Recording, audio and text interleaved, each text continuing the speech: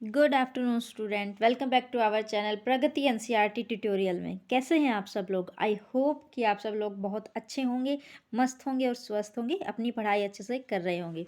तो जैसा कि आप लोगों को पता है, हमारे इस चैनल पर प्रगति एनसीईआरटी ट्यूटोरियल पर हमने 6 to 12 वाली जो एनसीईआरटी सीरीज शुरू करी है, तो उसमें हमारा जो एसएसटी वाला पोर्शन है वो अभी चला हुआ है। ठीक है। और एसएसटी में हमने 6th क्लास हमारी है, एसएसटी वाला पोर्शन 6th क्लास हमारी कंप्लीट हो गई है। जो नया स्टूडेंट इस चैनल से जुड़ रहा है तो प्लेलिस्ट में जाके देखिए, मैंने हर एक सब्जेक्ट की अलग अलग प्लेलिस्ट बना रखी है और हर एक क्लास की। ठीक है। जैसे ज्योग्राफी, हिस्ट्री और अपना जो पॉलिटी है, इनकी हर एक अलग अलग की मैंने बना रखी है प्लेलिस्ट में। ठीक है। तो आज हमारा है जो 7th क्लास की हमारी एनसीईआरटी चली हुई है। 7th क्लास में भी हमारा जो है सिविक्स हमारी कंप्लीट हो गई है और ज्योग्राफी का आज ये हमारा लास्ट चैप्टर है। ठीक है। जो 7th क्लास की ज्योग्राफी है हमारी, उसका आज ये लास्ट चैप्टर है, 7th चैप्टर, रेगिस्तान में जीवन। ठीक है। और हिस्ट्री के भी हमारे 2 चैप्टर कवर हो गए हैं। ठीक है। जो नया स्टूडेंट जुड़ रहा है तो एक बार प्लेलिस्ट में जाके देखिए। ठीक है। और पीछे वाली चीज़ें ज़रूर कवर करके आइएगा, क्योंकि हर एक चैप्टर जो है, हर एक चैप्टर और हर एक क्लास एक दूसरे से कनेक्ट है, रिलेट करते हुए है। जब पीछे की चीज़ें हम अच्छे से समझ के करेंगे ना, तभी हमें आगे की चीज़ें जो है बहुत अच्छे से समझ में आएंगी। और इसके बाद मैंने जैसे ये थ्योरी क्लासेस हम ख़त्म करेंगे, उसके बाद मेरे नोट्स जो है एसएसटी वाले वो तैयार हो चुके हैं, तो वो भी हम मतलब नोट्स के ज़रिए अपनी रिवीजन बहुत ही अच्छे से करेंगे। ठीक है। अभी हमारा टारगेट यही है कि एसएसटी का जो हमारा एसएसटी वाला सब ये पोर्शन है 55+। अगर आप मेरे अकॉर्डिंग इस चीज़ को करोगे ना तैयार, तो 50 या 55+ कहीं नहीं गए हमारे नंबर। अभी हम थ्योरी से कर रहे हैं, फिर हम अपने नोट्स से के ज़रिए करेंगे। ठीक है। मैं एक दो जैसे क्वेश्चन की शॉर्ट वीडियो भी डाल दूंगी, उसके ज़रिए भी हम करेंगे। फिर हम करेंगे अपने प्रीवियस ईयर्स वाले, ठीक है, क्वेश्चन पेपर। तो बहुत अच्छे से बिना स्किप करे, बिना वीडियो को स्पीड में करे, इसको हम अच्छे से पहले देखेंगे, फिर हम बाद में इसको जो है एक बार रिवीजन करेंगे स्पीड बढ़ा के। ठीक है। तो चलिए शुरू करते हैं। क्षमा चाहूँगी अपना आपका जो इतना समय मैंने लिया। तो ये बहुत ज़रूरी है ये चीज़ें भी बताने के लिए ना, क्योंकि बच्चे क्या करते हैं, वीडियो देखते हैं तो क्या करते हैं, स्पीड में देखेंगे उसको, बहुत स्पीड बढ़ा देंगे और 2x पे करके उसको देखेंगे, फिर वो चीज़ें ज़्यादा दिमाग में जाती नहीं है। तो जब फर्स्ट टाइम आप कभी भी, मेरी नहीं किसी की भी, अगर आप वीडियो देखते हो या पढ़ते हो वीडियो के अकॉर्डिंग, तो उसको मतलब जिस स्पीड में वो चल रही है, नॉर्मल स्पीड, वही देखिए। स्पीड बढ़ा के देखोगे तो फर्स्ट टाइम समझ नहीं आएगा। अगर उसको दूसरी तीसरी बार आप रिवाइज कर रहे हो ना, तब आप देख सकते हो बढ़ा के। ठीक है। तो चलिए शुरू करते हैं। आज का हमारा जो 7th क्लास वाला है, 7th क्लास की जो हमारा ज्योग्राफी है, उसका 7th चैप्टर है। ठीक है। लास्ट चैप्टर ये हमारा, रेगिस्तान में जीवन, कि रेगिस्तान में कैसा जीवन है। एक बार ये देख लेंगे जो रेगिस्तान है इसके बारे में। रेगिस्तान क्या है? यह एक शुष्क प्रदेश है जिसकी विशेषताएं अत्यधिक उच्च अथवा निम्न तापमान एवं विरल वनस्पति है। कैसे है इसकी विशेषता? अत्यधिक उच्च तापमान होता है वहाँ पे, और उच्च और निम्न एवं विरल वनस्पति। ठीक है। तो देखिए शुरू करते हैं हम यहाँ से। अध्याय 5 में आप पढ़ चुके हैं। ठीक है। हमने ऊपर पढ़ा था कि पेड़ पौधे, पशुओं एवं मनुष्यों के लिए जल ही जीवन है। जहाँ पीने के लिए जल न हो, मवेशियों को चराने के लिए घास न हो और फसलों के लिए उगने के लिए जल न हो, ऐसे स्थान पर किसी भी जीव के लिए जीवन कठिन होगा ही। ठीक है। कठिन ही होगा, मतलब इसमें बता रहा है कि पानी है जो हमारे लिए बहुत ही इम्पोर्टेंट है।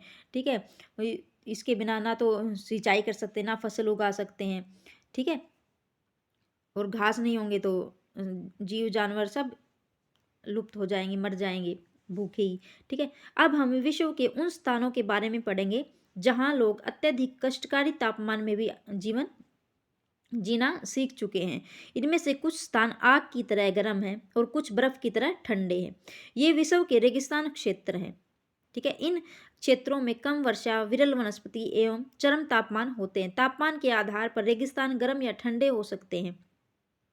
इन स्थानों में जहाँ कहीं भी थोड़ा बहुत जल उपलब्ध होता है, लोग वहाँ कृषि करने के लिए बस जाते हैं। मतलब जहाँ भी पानी इकट्ठा होता है वहाँ पे लोग मिलेंगे ही मिलेंगे, क्योंकि वहाँ पे की जो ज़मीन है वो उपजाऊ रहेगी और वहाँ पे कृषि करने के लिए वो अच्छी मानी जाएगी। ठीक है, इसलिए वहाँ पे लोग बसेंगे।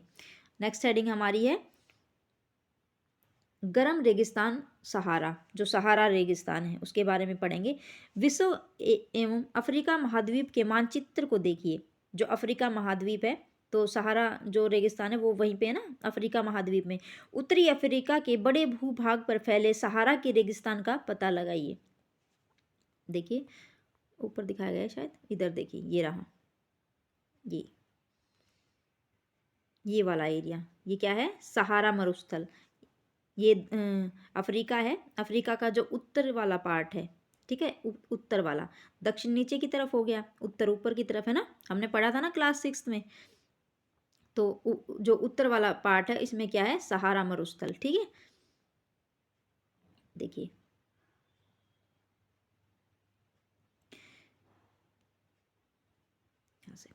यह विश्व का सबसे बड़ा रेगिस्तान है। कौन सा, सहारा मरुस्थल क्या है, विश्व का सबसे बड़ा रेगिस्तान है।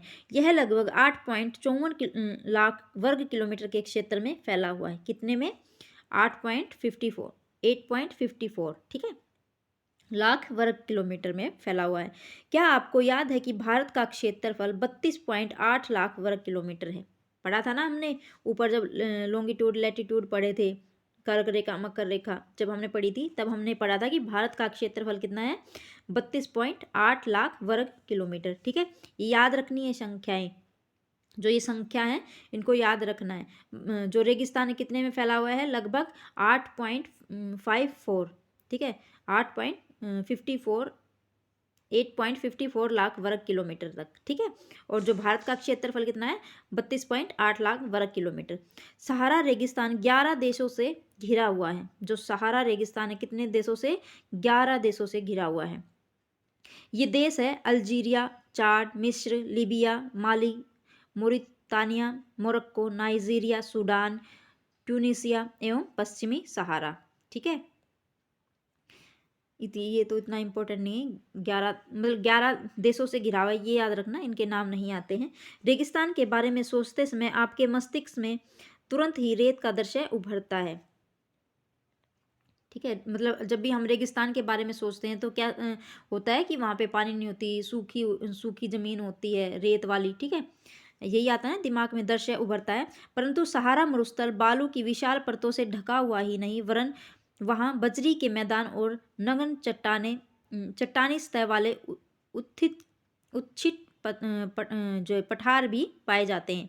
ये चट्टानी सतह कुछ स्थानों पर 2500 मीटर से भी अधिक है। कितनी, 2500 मीटर से, देखिए। ठीक है, यहाँ से देखते हैं, ये क्वेश्चन किया गया है। आपको यह जानकर आश्चर्य होगा कि आज का सहारा रेगिस्तान एक समय में पूर्णतः हरा भरा मैदान था। क्या था, जो सहारा मरुस्थल था एक समय में कैसा था, हरा भरा, यहाँ पे बहुत सारी हरियाली थी, पेड़ पौधे थे। सहारा की गुफाओं में प्राप्त चित्रों से ज्ञात होता है कि यहाँ नदियाँ तथा मगर पाए जाते थे। हाथी, शेर, जिराफ, शुतुरमुर्ग, भेड़, पशु तथा बकरियां सामान्य जानवर थे। परंतु यहाँ के जलवायु परिवर्तन ने इसे बहुत गर्म व शुष्क प्रदेश में बदल दिया। मतलब एक इनका जो जलवायु परिवर्तन हुआ और वहाँ पे सब कुछ सूख गया और ये शुष्क और गर्म प्रदेश बन गया। ठीक है, हरे भरे से शुष्क प्रदेश बन गया। इसलिए कहते हैं टाइम का कुछ नहीं पता है। ठीक है, कभी भी कुछ भी हो सकता है जब प्रकृति ने चाहा।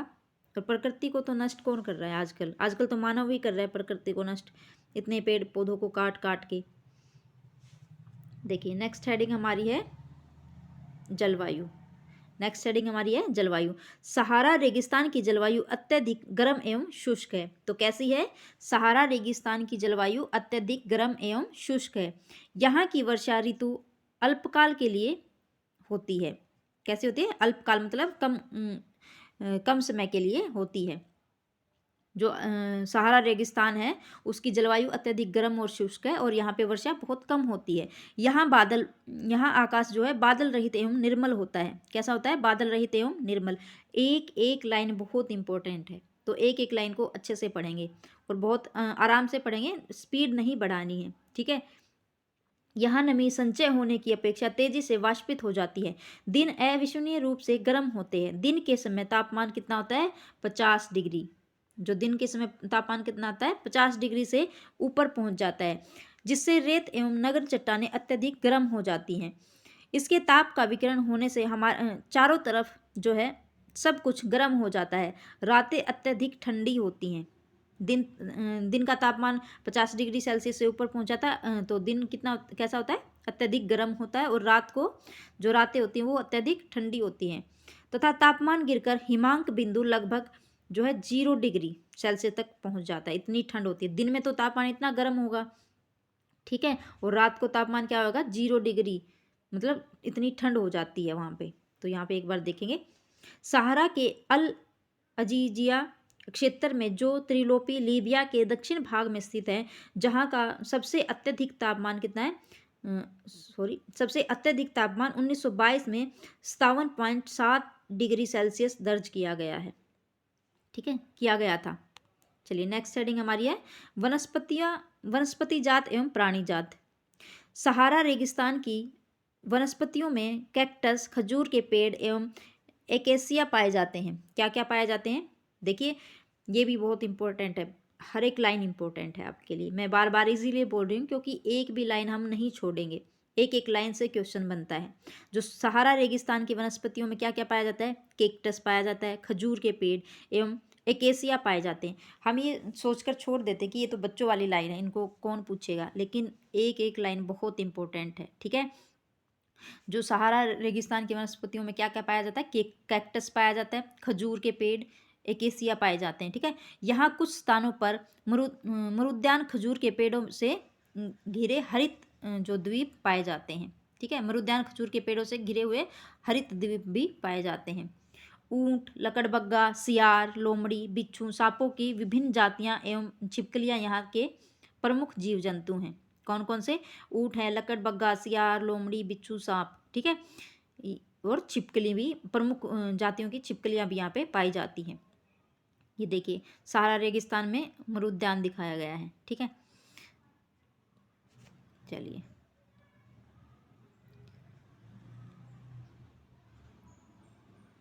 देखिए यहाँ पे, क्या आप जानते हैं वैज्ञानिकों को तो यहाँ मछलियों के कंकाल भी मिले हैं। आपके अनुसार ये क्या हो सकते हैं? तो मछलियों के कंकाल मिले हैं तो क्या हो सकते हैं बताइए।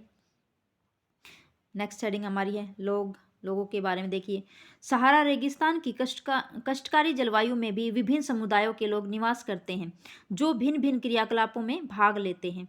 इनमें बेदुइन एवं तुआरेग भी शामिल है। कौन कौन से? बेदुइन एवं तुआरेग, ठीक है।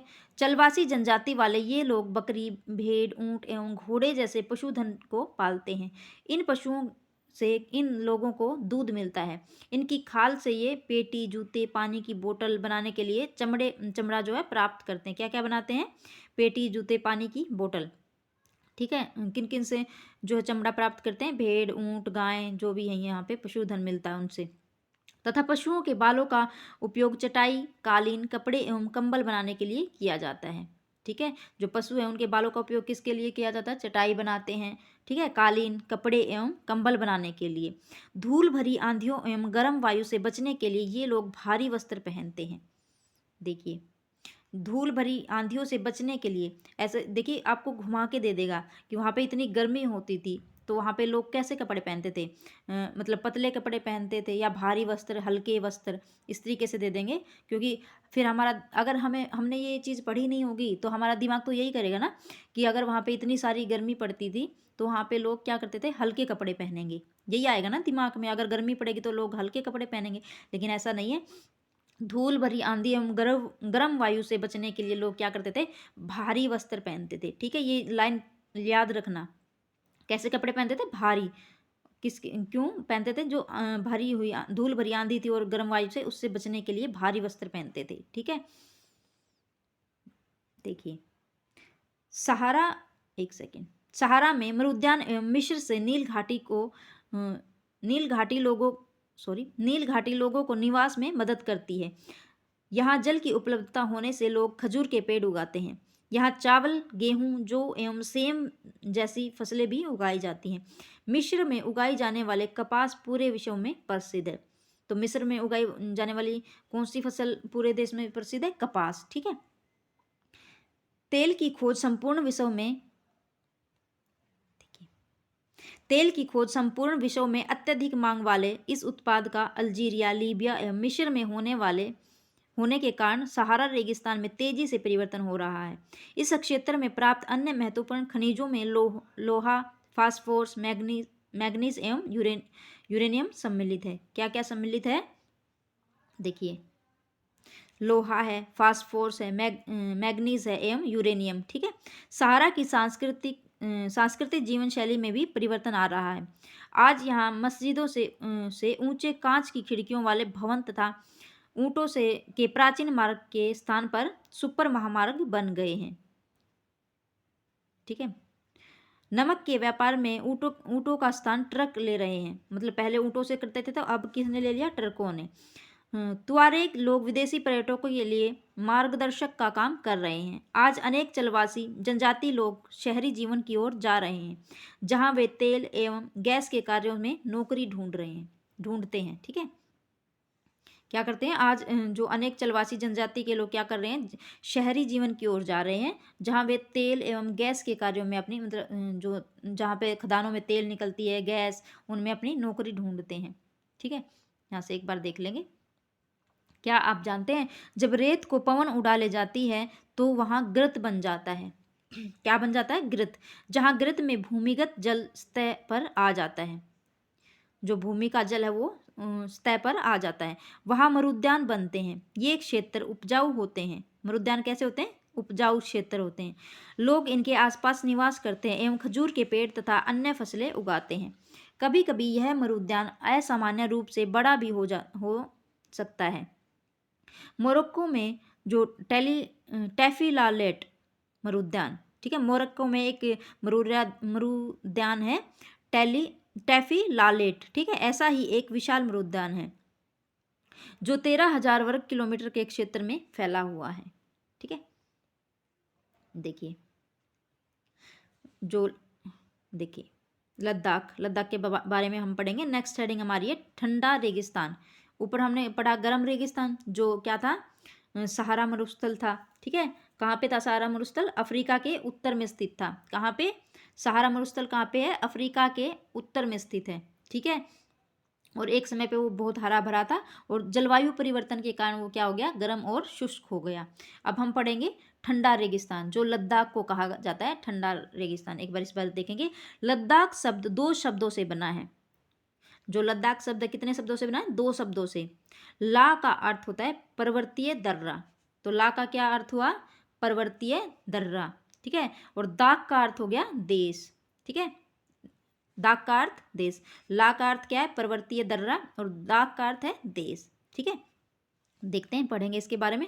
जम्मू एवं कश्मीर के पूर्व में वृहत हिमालय में स्थित जो है लद्दाख एक ठंडा रेगिस्तान है।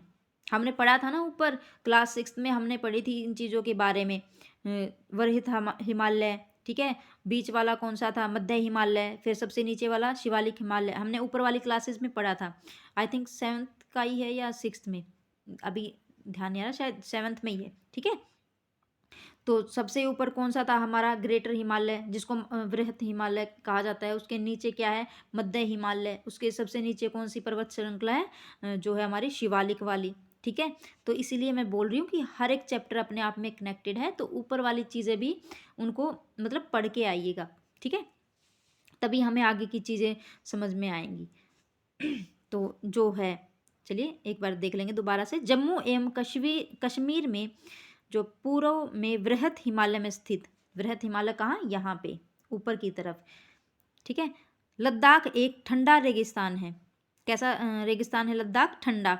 इसके उत्तर में काराकोरम पर्वत श्रेणियाँ एवं दक्षिण में जास्कर पर्वत श्रेणी स्थित है। उत्तर में कौन सी है?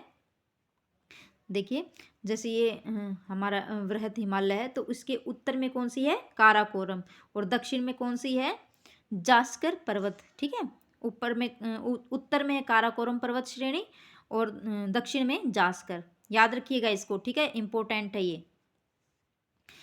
लद्दाख के उत्तर में कौन सी काराकोरम पर्वत श्रेणियां हैं और दक्षिण में जास्कर पर्वत है, ठीक है। लद्दाख से होकर अनेक नदियां बहती हैं जिसमें सिंधु नदी प्रमुख है, ठीक है। कौन सी नदी प्रमुख है? सिंधु नदी। ये नदियां गहरी घाटियों एवं महाखड मतलब गौर्ज का निर्माण करती है। लद्दाख में अनेक हिमानियां हैं जैसे गैंगरी हिमानी। ओके, ये पैराग्राफ मोस्ट इम्पोर्टेंट है, इसको देख लीजिएगा, ठीक है। चलिए, लद्दाख की ऊंचाई कारगिल में लगभग 3000 मीटर से लेकर काराकोरम में 8000 मीटर से भी अधिक पाई जाती है। कैसी? लद्दाख की ऊंचाई कितनी है? कारगिल में 3000, कारगिल में कितनी? 3000 मीटर से लेकर काराकोरम में 8000 मीटर से भी अधिक पाई जाती है। अधिक ऊंचाई के कारण यहाँ की जलवायु अत्यधिक शीतल एवं शुष्क होती है। कैसी होती है? अत्यधिक जो है शीतल और शुष्क होती है, ठीक है। इस ऊंचाई पर वायु जो परत है पतली होती है। कैसी होती है? पतली, ठीक है। देखिए एक बार दोबारा बताऊं, लद्दाख की ऊंचाई है कारगिल में लगभग 3000 मीटर से लेकर काराकोरम में 8000 मीटर से भी अधिक पाई जाती है। अधिक ऊंचाई के कारण यहाँ की जलवायु क्या होती है? अत्यधिक शीतल एवं शुष्क होती है।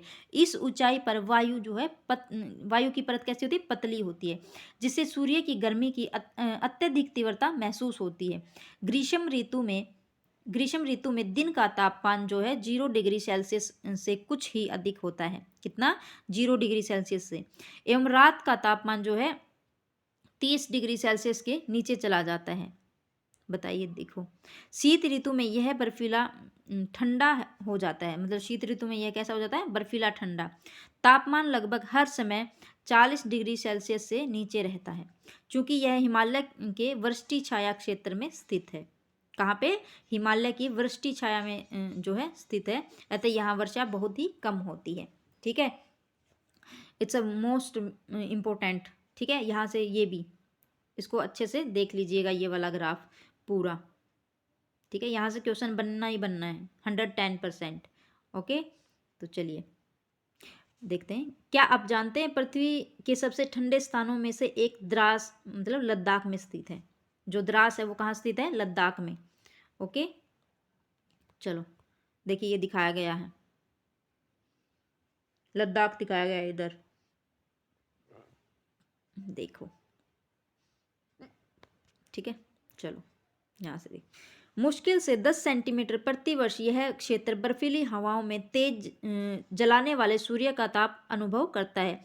यह जानकर आपको आश्चर्य होगा कि यदि आप सूर्य की धूप में इस तरह बैठें कि आपके पैर छाया में हो, तो आप एक साथ एक समय ही ऊष्माघात एवं तुषार उपघात से ग्रस्त हो सकते हैं।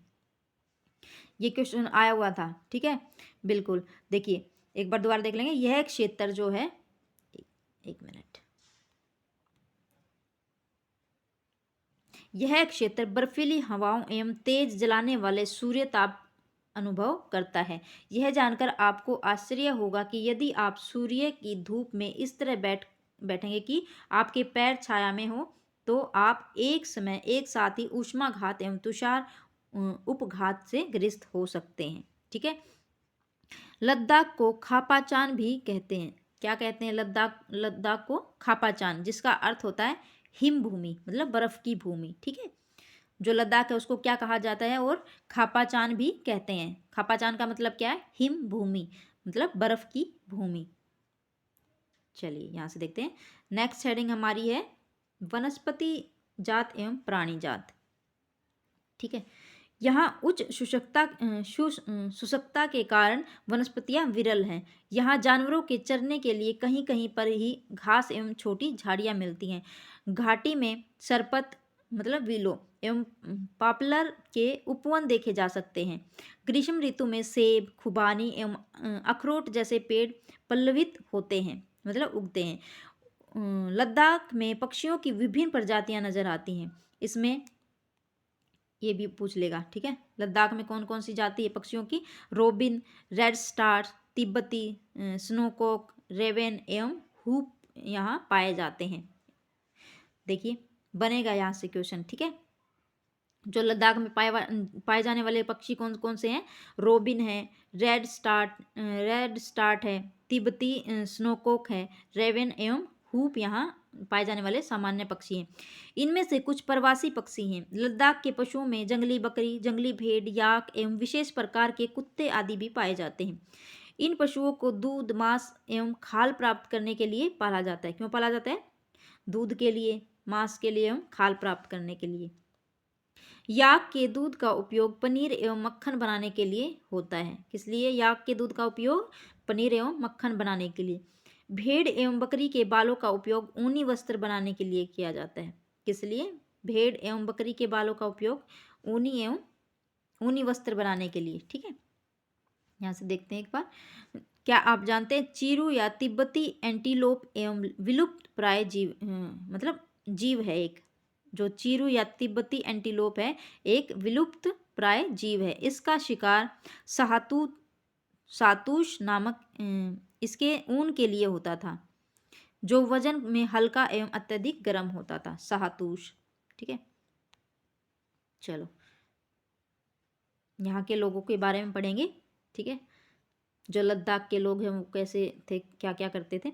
क्या आप लद्दाख एवं तिब्बत तथा मध्य एशिया के निवासियों के बीच कोई समानता पाते हैं? यहाँ के एक मिनट देखते हैं।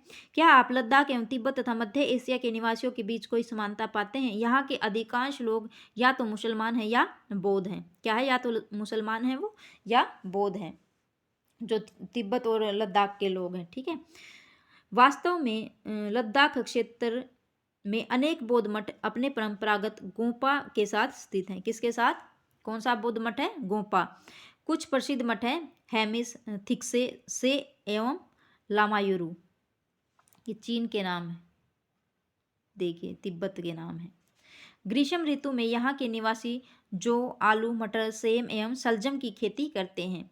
ग्रीष्म ऋतु में जलवायु इतनी कष्टकारी होती है कि लोग धार्मिक अनुष्ठान एवं उत्सव में अपने आप को व्यस्त रखते हैं। ठीक है, जो वहाँ की जलवायु है ग्रीष्म ऋतु में इतनी, शीत ऋतु में जलवायु इतनी कष्टकारी हो जाती है कि लोग धार्मिक अनुष्ठान एवं उत्सव में अपने आप को व्यस्त रखते हैं। यहाँ की महिलाएं अत्यधिक परिश्रमी होती हैं। वे केवल घर एवं खेतों में ही काम नहीं करती बल्कि छोटे व्यवसाय एवं दुकानें भी संभालती हैं। कहाँ की? लद्दाख के बारे में बता रहा है। ठीक है, लद्दाख की राजधानी लेह। तो जो लद्दाख की राजधानी क्या है? लेह। सड़क एवं वायुमार्ग द्वारा भली भांति जुड़ी हुई है। राष्ट्रीय राजमार्ग एक लेह को जोजिला दर्रा होते हुए कश्मीरी घाटी से जोड़ता है। कौन सा? जोजिला दर्रा। ठीक है, कश्मीर घाटी से कौन सा जोड़ता है? जोजिला। लेह को कश्मीर घाटी से कौन सा जोड़ता है? जोजिला दर्रा। ठीक है, क्या आप हिमालय के कुछ अन्य दर्रों के बारे में बता सकते हैं? बताइए, किस किस को पता है कौन कौन से दर्रे हैं? देखिए यहाँ से देखिए। क्या आप जानते हैं क्रिकेट का सबसे अच्छा बल्ला जो सरपत है, विलो, पेड़ की लकड़ी से बनाया जाता है। सरपत, विलो। ठीक है, इस पेड़ की लकड़ी से बनाया जाता है जो क्रिकेट का बल्ला है। किसके? शरपत, विलो। ठीक है, ये पेड़ है, उसकी लकड़ी से बनाया जाता है क्रिकेट का जो बल्ला होता है। ठीक है, तो यहाँ से देखेंगे, ये देख लेंगे। क्या आप जानते हैं मनाली लेह राजमार्ग 4 दर्रों से गुजरता है? जो मनाली लेह है वो कितने दर्रों से गुजरता है? 4 दर्रों से। याद रखिएगा, इंपॉर्टेंट है। ठीक है, जो मनाली लेह है कितने दर्रों से गुजरता है? 4 दर्रों से। कौन से दर्रे हैं वो? रोहतांगला, बारालाचाला, लुंगलाचाला एवं टंगलंगला। देखिए कैसे कैसे नाम है। कौन से हैं? रोहतांगला। ठीक है, 4 दर्रों से है। रोहतांगला, बारालाचाला, लुंगलाचाला और टंगलंगला। ठीक है, यह राजमार्ग केवल जुलाई में सितंबर के बीच ही खुलता है, जब बर्फ़ का मार्ग मतलब बर्फ़ को जो है मार्ग से हटा दिया जाता है, तब ये जो है राजमार्ग खुलता है। ठीक है, मनाली लेह को राजमार्ग कितने दर्रों से जोड़ता है? 4 दर्रों से। कौन से हैं? रोहतांगला, बारालाचाला, लुंगलाचाला और टंगलंगला। ठीक है, याद रखिएगा इनको। चलिए यहाँ से शुरू करते हैं। यहाँ का मुख्य क्रियाकलाप पर्यटन है। क्या है? पर्यटन। देश विदेश से अनेक पर्यटक यहाँ पर्यटन के लिए आते हैं। गोपा दर्शन, घास के मैदानों व हिमनदों की सैर एवं उत्सवों तथा अनुष्ठानों को देखना यहाँ के प्रमुख पर्यटक आकर्षक हैं। ठीक है। आधुनिकीकरण के फलस्वरूप यहाँ के जनजीवन में परिवर्तन आ रहा है, लेकिन लद्दाख के लोगों ने शताब्दियों से प्रकृति के साथ समन्वय एवं संतुलन बनाकर रखा हुआ है। जल एवं ईंधन जैसे संसाधनों की कमी के कारण ये आवश्यकता अनुसार एवं मित व्यतिता से ही इनका उपयोग करते हैं और कुछ भी व्यर्थ नहीं करते हैं, जो यहाँ के लोग हैं। देखिए, ये दिखाए गए पारंपरिक वेशभूषा में लद्दाखी महिलाएं। ठीक है। तो स्टूडेंट, ये आज हमारा चैप्टर जो है 7th क्लास की अपनी जो ज्योग्राफी है वो आज हमारी कंप्लीट हो गई है। अगर आपको ये वीडियो अच्छी लगे तो वीडियो को लाइक करें, चैनल को सब्सक्राइब करें और अपने दोस्तों में भी शेयर करें और इसको अपने व्हाट्सएप स्टेटस पे लगा दीजिए। ठीक है। ज़्यादा से ज़्यादा इस वीडियो को, चैनल को शेयर करिएगा। ठीक है। और देखिए, आज हमने क्या पढ़ा, इसमें 2 रेगिस्तानों के बारे में पढ़ा, एक ठंडा रेगिस्तान और एक गर्म रेगिस्तान। गर्म वाला कौन सा था हमारा? सहारा का जो है सहारा मरुस्थल, जो अफ्रीका के उत्तर में स्थित था। और ये कहाँ है? लद्दाख में, जो बृहत हिमालय, ग्रेटर हिमालय के उत्तर में स्थित है। ठीक है। इसके बारे में पढ़ा। एक गर्म है, एक ठंडा है, और लोगों के अलग अलग जीवन के बारे में पढ़ा। देखिए, एक बार देख लेंगे ये यहाँ से। सहारा अफ्रीका के किस भाग में स्थित है? बताइए। अभी बताया ना मैंने, 3 बार बता लिया है मैंने। चलिए बताइए इसका उत्तर। तो आप कमेंट बॉक्स में कमेंट करके बताइए, कमेंट करिए। ठीक है। तभी हमें हमारी जो प्रैक्टिस क्वेश्चन पेपर में भी स्पीड हमारी तेज़ हो जाएगी। आजकल पेपर इतना टफ नहीं है, बस वो थोड़ा लेंदी बना दिया है। टाइम वही है सेम पहले वाला। पहले जो है क्या इतना लेंदी क्वेश्चन पेपर नहीं आता था, अब पेपर जो है बहुत लेंदी आता है, तो उसमें टाइम का थोड़ा सा मैनेजमेंट हमें करना पड़ता है। तो अगर हम अभी से प्रैक्टिस करते रहेंगे तो हमारा टाइम भी मैनेज हो जाएगा। ठीक है। तो जो चलिए साथ साथ अभी क्वेश्चन कमेंट बॉक्स में कमेंट करिए। ये मैंने 3 बार आपको बता चुकी हूँ मैं। सहारा जो है, सहारा अफ्रीका के किस भाग में स्थित है बताइए। और सहारा किस प्रकार का रेगिस्तान है? कैसा है? सहारा गर्म रेगिस्तान है। ठीक है। लद्दाख रेगिस्तान के अधिकांश निवासी हैं क्या है? ईसाई एवं मुसलमान हैं, या बौद्ध एवं मुसलमान हैं, या ईसाई एवं बौद्ध हैं? बताइए। जो लद्दाख रेगिस्तान के अधिकांश निवासी क्या हैं? लद्दाख और तिब्बत के सेम बताया था ना, अभी ऊपर हमने पढ़ा था, क्या थे? बौद्ध एवं मुसलमान। ठीक है। रेगिस्तान की विशेषता क्या है? बताइए। रेगिस्तान की हमारी विशेषता क्या है? इसका भी क्वेश्चन कमेंट बॉक्स में आंसर करिए। ठीक है। लद्दाख में हेमिस प्रसिद्ध है। हेमिस बताओ। हेमिस क्या है? एक बौद्ध मठ है ना। मिस्र निम्नलिखित फसल के लिए प्रसिद्ध है। मिस्र में क्या पाया जाता है? बताओ। किसके लिए प्रसिद्ध है मिस्र?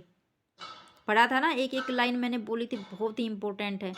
वहाँ के जानवर, वहाँ की वनस्पतियाँ, वहाँ पे उगने वाली फसल, A to Z लाइन बिल्कुल आराम आराम से हमें आराम से पढ़नी है। ठीक है। तो चलिए स्टूडेंट, इनका कमेंट बॉक्स में कमेंट करके आंसर बताइएगा। ठीक है। और ये इनकी मैचिट करनी है। मरुद्यान कहाँ है? तेल, गैंगरी, लामायूरू, क्या क्या है ये? ठीक है। चलिए मिलते हैं हम अपनी नेक्स्ट वीडियो में। Thanks for watching.